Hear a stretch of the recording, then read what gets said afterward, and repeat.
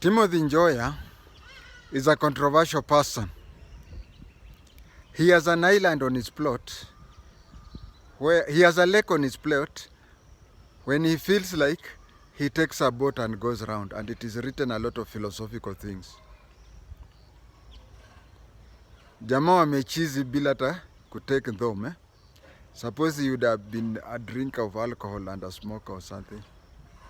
Well, I want to talk about him while he was still a pastor with the Presbyterian Church of East Africa. He used to preach at this church next to Central Park, between the Central Park and University of Nairobi. When he was teaching there, one time when Jonjo was in hot soup, there was a church service that was aired in the press live. Those days we only had one TV station and it covered live. And Joya said that when the lead ship gets lost, all other ships get lost.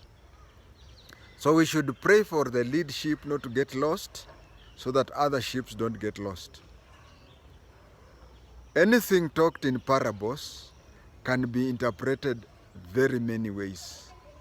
But most of the people interpreted that to mean that since Njonjo's path were getting lost, we should pray for Njonjo to be to succeed, so that all other people behind him also succeed. Now, who are all these other people? Maybe Kikuyus, maybe Kenya. So it was interpreted that, and it brought a lot of tension. During those days, Njonjo had been earmarked as a traitor. It was rumored that Western countries were grooming him to take over from Moi. I can say that I do believe that Njonjo, when we had these problems of change the constitution in the 70s, Njonjo supported Moi with an extra hidden reason. And the extra hidden reason was, he saw that it was of those people who wanted to rule Kenya, Moi was the easiest person that he would edge out when the time comes. But we also have to understand that in politics, once somebody takes over, the first people he goes for are those people, the kingmakers. If you assist me to be the king, immediately I become a king, you are the first person I'll finish. I'd rather even associate myself with the people who are against me for that seat than you who, that is politics, and I'm not a politician. Mine is only to observe and say. I used to write IRs, intelligence reports. I don't write. So these ones are my intelligence reports. So from there, people started saying that Njonjo wanted to be overthrown, wanted to overthrow Moi, such and such a thing. And it became so obvious whom they meant. Every now and then people would talk about traitor, traitor, traitor, but nobody mentioned traitor. But anybody with a standard 7, yes, I'm saying standard 7 because education in primary used to end at standard 7. Anybody with primary level knew that it was Njonjo who was being mentioned. Actually, when Njonjo left London and came back on 25th, that was a Wednesday, 25th May 1983, when he came to Kenya, this cartoonist in the newspaper, one of them drew that somebody was saying, we hear that the traitor has come. The traitor has come. It was a grandmother telling her grandson that when you go back to Nairobi, please take me to Nairobi so that I can see the traitor here. He is back. But nobody had the courage to mention the name of Njonjo. So it happened that 2 days after Njonjo had come, during my passing out parade, my graduation as a police officer at Kiganjo, on 27th May, Friday, 1983, Moi said that no member of cabinet can go out of the country, be it on private or official duties, without without permission and knowledge from the head of state. That regulation is still there even today. Today, a member of the cabinet cannot go out of the country without that. So it started on May 27th, 1983, which was on a Friday. People dilly-dallied until Mwangale, the MP for, by then it was called Bungoma East, before it was cut into Tutubiwebuye and Kimilili. So he said, he talked in parliament and said the person who everybody's talking about is Charles Njonjo. Of course, Charles Njonjo told him to repeat the same outside the house because he was using parliamentary immunity. That is the first time that Joya came to limelight, because he was preaching and was talking of the lead sheep being led astray. So people, he may have meant that the president was not going on well and the other sheep were Kenyans, but the accepted interpretation was that he meant that things were not working out for Njonjo, and so all of us would be. That was when he was noticed.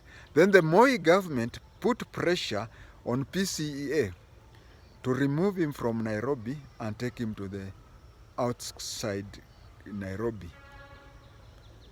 Joya was transferred to Tumu Presbytery, and when he was transferred to Tumu, in the first instance he refused, but later he accepted and he went to Tumu ngumu kutaja, but PCA. So he went there, and that is where my grandmother used to worship. My grandmother, Nyakenywa wa Moyo Bilha, there was even a time she was asking me, what's wrong with this preacher called Joya? Because whenever he would preach at Tumutumu, first of all, he had already been noted, so the congregants reduced. Let's say they reduced from 100%, now they were attending around 75%. But then if you go to that church, you'll find there were more than 100, because it was staffed with so many special branch officers monitoring his preachings. So in reality, the number had gone down, but if you count physically, you'd find there are more, because there were so many spies in it. And outside the compound, there are so many riot police officers, you would think that AFC Leopards and Gor Mahia were playing a match there. So she asked me, and I had to explain to her as much as I could, because she was elderly and she didn't know what, she was wondering what happened to the church, that there are so, just those police officers who were out of the church were more than those people inside the church. And you know, those inside the church were congregants plus plainclothes police officers. He stayed there, completed his term of service there, then he came back to Nairobi. When he came back to Nairobi, now that was the time when the people were fighting for multi-party politics. And as I've always said, and I will always say, Kenyans didn't want multi-party. In fact, we don't have multi-party. All our political parties are social democratic parties. It is only that when you look at the political kingpin in your area, and then if you may be a very good politician, but if you're in Ukambani, you side with Kalonzo Musyoka, and if you're in Luo Nyanza, you side with ODM. All our political parties are by nature social democratic. Kenyans wanted at that time, and I still feel no party system, whereby maybe the president, we have to look for a formula, but people be selected. Either we have a one-party system or no party system.